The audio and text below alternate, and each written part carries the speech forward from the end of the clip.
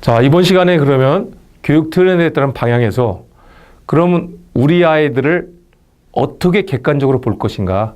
객관적으로 보기 위해서 뭐를 봐야 되는가? 지금 제가 이제 5가지에 대해서 말씀을 드릴 텐데 아이들을 객관적으로 보면 아이들이 변할 수 있고 엄마가 중심을 잡을 수 있다 그랬죠. 그 객관적으로 보는 게 가장 어렵다 그랬는데 그 객관적으로 보기 위해서는 5가지를 봐야 됩니다. 여기 나와 있는 지금 제 5가지가 뭐랑 비슷하냐? 매슬로우의 매슬로우의 그 욕구 단계 5단계랑 비슷하죠. 그래서 거기 맨 밑에 나와 있는 게 뇌 부분이 바로 생리적인 욕구고 정서 심리가 안정의 욕구입니다. 그 다음에 이제 학습 역량이나 학습 습관이 이제 소속감이나 존중의 욕구가 되는 거고요. 진로 적성이 바로 자아 실현이죠.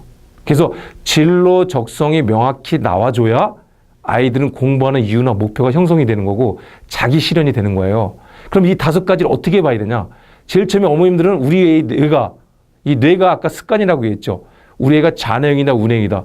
이렇게 얘기하는 건 굉장히 어렵죠. 그거보다는 우리 애가 자면서 이성적인 애냐. 자면서 이성적인 애들은 어떻죠? 내 애가 내 애 같지 않죠. 냉랭하겠죠. 이런 애들 공부하기 가장 좋죠. 그리고 자면서 감성적인 애냐. 자면서 감성적인 애는 공부는 좀 하는데 손이 많이 가겠죠. 아이가 환경에 따라서 영향 많이 받고.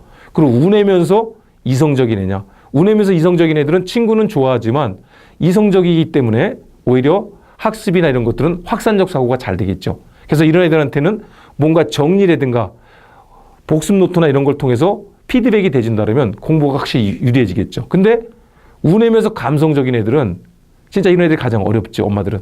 이건 업보입니다. 어쩔 수 없죠. 이걸 극복하려면 일단 어렸을 때부터 체계적으로 특히 엄마가 아이를 정확히 알아야 되죠. 그래서 우내면서 감성적인 애들은 꼭 공부가 아니어도 앞으로 미래 역량 시대에서는 공부가 다가 아닙니다.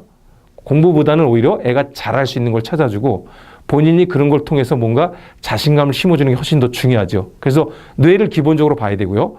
2번째는 정서와 심리. 우리의 성격이 어떤가? 환경에 영향을 많이 받는 애인가? 아니 근성이 있는가? 아니면 우리 애가 뭔가 혼자서도 공부할 수 있는 애인가? 그래서 우리가 보통 볼 때 어떤 애들이 가장 문제냐 엄마들이 봤을 때는 환경 영향 많이 받고 근성 없는 애들 있죠. 이래들이 엄마들이 학습하기는 가장 어렵다고 생각하죠. 그러나 이런 아이들 중에서 환경의 영향을 많이 받고 근성이 없는 아이들 중에서 우리가 수학이라든가 학습이 잘 돼 있으면 이런 애들이 특목고 가야죠. 왜냐하면 환경에 영향 많이 받으니까 주위에 공부 잘하는 애들 공부하면 훨씬 더 학습적인 효과가 나와주겠죠. 근데 엄마들은 어떻게 생각하죠? 아, 일반고 가서 정규권에 가서 우리가 학생부나 이런 걸 보내야지. 절대 이런 애들은 고등학교 가면 근성이 없기 때문에 내신이 안 나와요. 그래서 될 수 있으면 이런 애들이 반드시 특목고를 준비해야 된다. 환경 영향 많이 받고 근성 없는데 수학을 잘한다든가 학습이 잘 돼 있는 애들은 오히려 반드시 특목고 준비하는 게 유리할 수도 있다는 겁니다. 3번째는 이제 학습 역량을 봐야죠. 이게 이제 우리가 말하는 학습 지능이죠. 학습 지능, 즉 지능이 학습에 절대적이진 않죠. 지능이 높다고 다 공부를 잘하지는 않습니다. 그러나 지능에서 봐야 될 건 뭐냐? 어떤 영역이 높고 낮으냐에 따라서 공부하는 패턴이나 학습 습관이 다 달라야 된다는 거예요. 근데 엄마들은 우리나 어머님들은 뭐가 문제냐? 절대적인 IQ 수치만 보는 거예요. IQ 130인 애가 100인 애보다 공부 못할 수도 있습니다. 어떤 영역이 높고 낮으냐에 따라서. 그래서 반드시 학습적인 역량을 봐야 되고요. 4번째는 학습 습관. 우리 애가 학습 습관이 노트 필기라든가 시간 관리라든가 아니면 과목 공부에다 학습법. 이 학습법이라는 게 뭐냐면 과목마다 공부하는 방법이 달라이죠. 수학을 공부할 때는 우리가 수학은 개념이 많지가 않아요. 응용이 많고. 그렇기 때문에 어려운 거거든요. 그러니까 수학은 교과서만 가지고는 택도 없죠. 문제집을 몇 권 풀어봐야죠. 개념이 적으면서 응용이 많기 때문에. 그래서 수학은 다양한 문제를 풀어봐야 된다. 정확한 개념을 이해하고. 그러나 사회 같은 경우에는 개념이 많죠. 개념이 많으니까 응용이 없죠. 그러니까 교과서 위주로 봐야죠. 그러나 과학은 개념과 응용이 비슷하니까 교과서와 문제집을 같이 봐야 되고 우리가 말하는 언어가 문제인데 언어는 개념과 응용이 굉장히 개별적이라는 거예요. 습인 과목이에요. 내가 운동하면 몸에 근육이 생기듯이 학습적인 근육을 만들어주는 과목이 바로 언어예요. 그래서 언어가 요즘 애들은 최상위권에서는 가장 중요한 겁니다. 스스로 공부하는 습이 돼 있는 애들은 언어가 되지만 그렇지 않은 애들은 한계가 있죠. 그래서 언어가 오히려 최상위권에서 가장 중요하다. 상위권 올라가는 데는 수학이 중요하지만 최상위권에서는 언어가 중요하다는 것을 항상 명심해 두시고요. 마지막으로 이제 진로 적성이 나와줘야 자아실현이 되는 거예요. 그럼 진로를 찾으면 어떻게 찾아야 되냐?